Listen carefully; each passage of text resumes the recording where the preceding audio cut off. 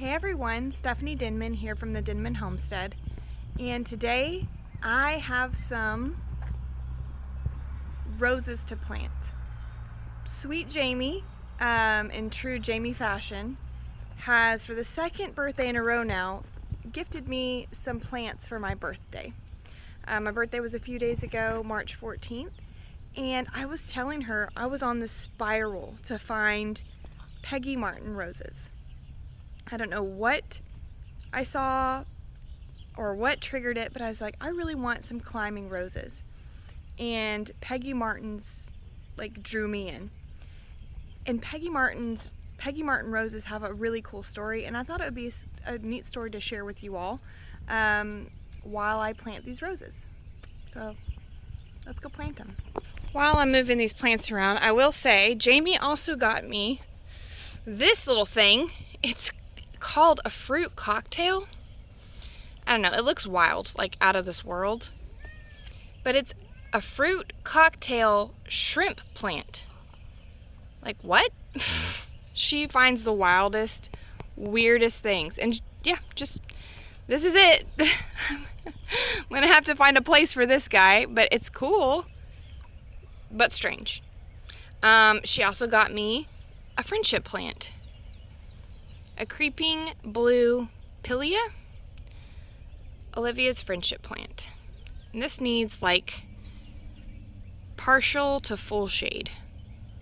So we'll have to find a place for this. What to do is put, like by my chicken coop, there's this little dead space over here on the side, on each side of the coop. Well, this one has my chicken feed, but I can move that, no problem. But I was thinking putting them in the corners, and that way these climbing roses have the chicken wire in the roof of the chicken coop to grow on. And I just thought that would be really pretty as well, to have it kind of covered and shaded for the chicken coop. So I think that's where I'm going to plant them. Okay. So the Peggy Martin rose is actually also referred to as the Katrina rose.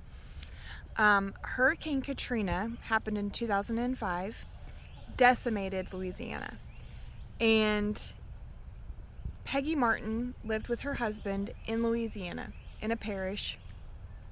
Forgive me, I can't remember the exact parish name off the top of my head, but she was an amazing gardener. She had, I think it was like 400 different varieties of roses, and this was one of the roses that was planted by her shed.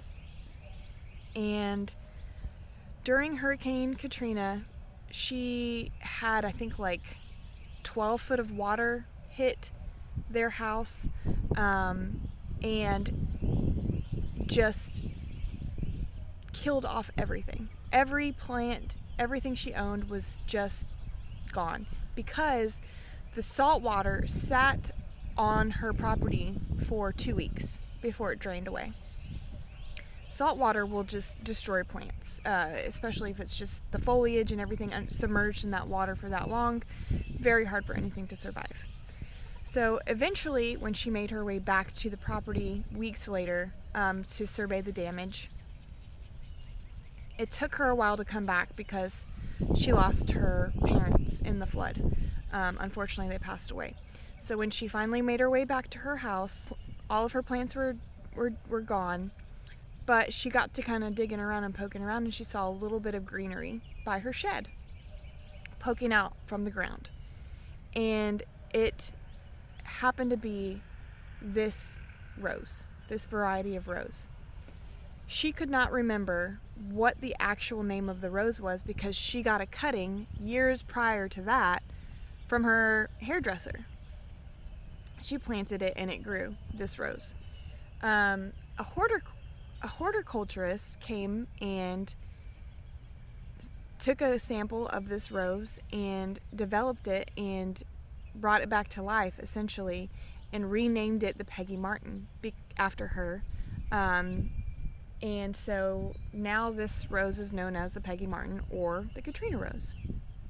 They had like an impossible time finding the true variety of what this rose was, but it survived like 2 weeks in salt water. So this rose is a very like brilliant species of rose. It's hardy through zones 4 through 9, so it can like stand temperatures in the north in the -20s. It can withstand a really hot summers as well. So this is a resilient rose. It doesn't really need a whole lot of like anything really. It's once you plant it and you get it in the ground, water it once a week until it's established, and it really just takes care of itself. And that's why I wanted this rose, right? Because I thought first of all, it's beautiful. It doesn't have like a very strong fragrance to it. It does have some fragrance, but not like a very, very potent floral smell. But yeah, I thought this would be a really great trainable climbing rose for the chickens. And since we already have this netting in the background, it'd be a great place to train it to grow onto and offer them some shade in the summertime. So partial to full sun if you can. Full sun would be better. It would thrive better with full sun. So just make sure that you plant it somewhere with lots of sun. But yeah, I'm excited to get these two in the ground and see what it does. It's a fast grower. It can grow 6 to 9 feet per year. And they can get tall. Peggy, when they asked her about her roses, I think she said hers was like 30 feet in length. Like hers got super tall. If you look them up online, I think it says that it can get to like 15 to 20 feet, but Peggy's rose got really, really big. So just keep that in mind. Someone just laid an egg and is telling everyone about it. Did you just lay an egg? Thank you. So that is the Peggy Martin. Okay, Lottie. Tell us about it, Lottie.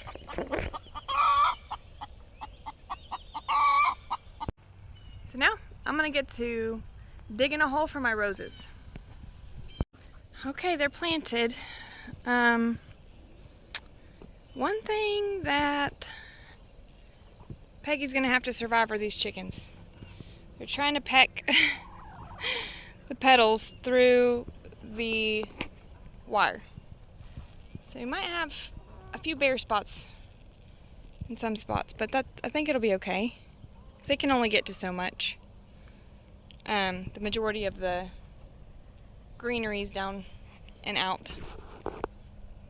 Really? Really, guys?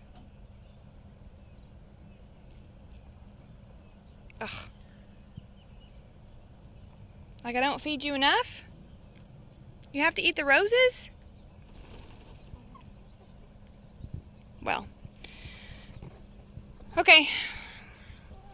I thought I was going to plant it in this corner where the feed bucket was.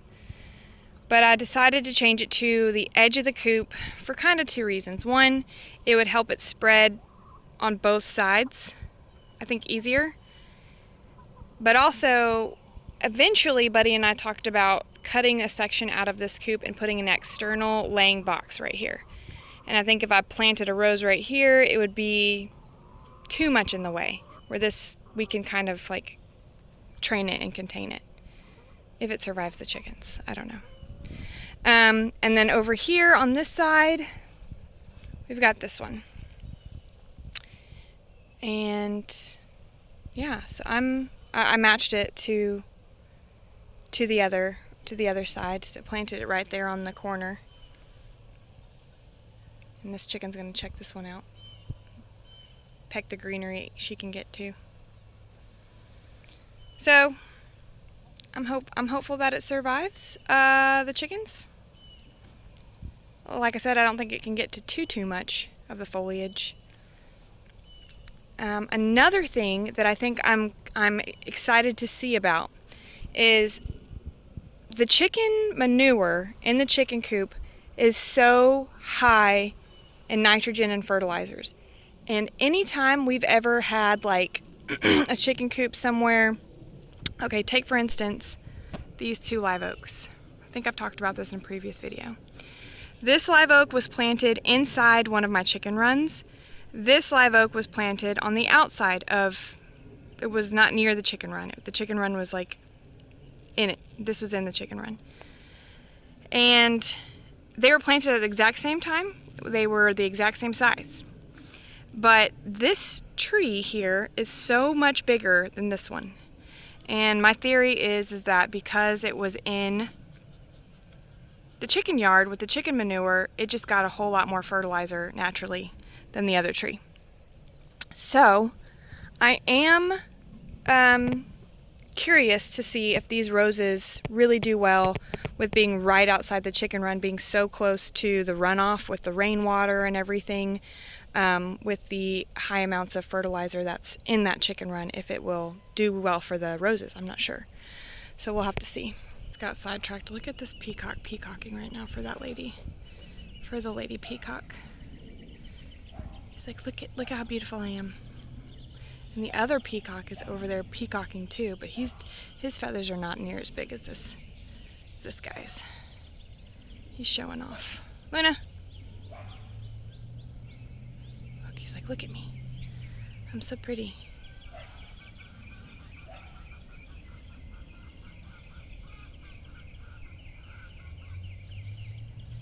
That poor guy in the background's trying real hard.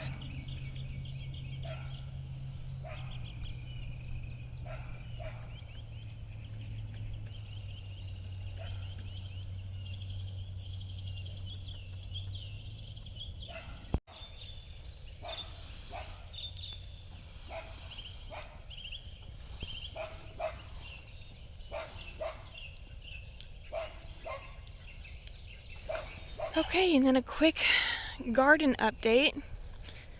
I have officially got everything in the ground. And right now what I'm focusing on is getting all my tomato starts trellised on these stakes so that when we are going to experience some bad weather, I don't want them to snap. So I'm working on tying these tomato plants to all of these garden stakes, so they don't fly around if the wind picks up and snaps them. So that's what we're working on here. But the lettuce is looking really good. Spinach is looking good. Beets are growing. We got celery in the ground over here. Peppers in the ground. Onions. The onions are looking good. I know this looks like grass, but these are onions. These are the beets. Beets are coming up. I'm excited for those. Our kale from last year still thriving, doing well. We've got our squash here on this row and our zucchini down this row. And then this is the last row here. We've got pumpkin down there, and then these are our melons. 3 different varieties of melons and some watermelon. I guess that's a 4th variety. So yeah, we're just rocking and rolling over here. Got our green beans. Green beans here. We've got some Blue Lake and some Kalima. So the Kalima I really love. If you remember, the Kalima are putting off flowers. So that's neat. Good to see. I've got some basil. I don't know if you've noticed, but I've got basil planted kind of sporadically that I started, some Genovese basil. It's going to be interplanted throughout. Last year I just did a big clump of basil at the end. This year I sporadically planted them throughout different rows. And we've got cucumbers, lots and lots of cucumbers. I need to go check on this mama. This is day 3. She hatched her chicks on the 13th. She had 4 chicks, but she had 3 remaining eggs. that she was still, oh my gosh, look at that little, she was still trying to hatch a couple of eggs. I don't know if they're gonna hatch or not. What are you doing? Are those eggs gonna hatch, you think?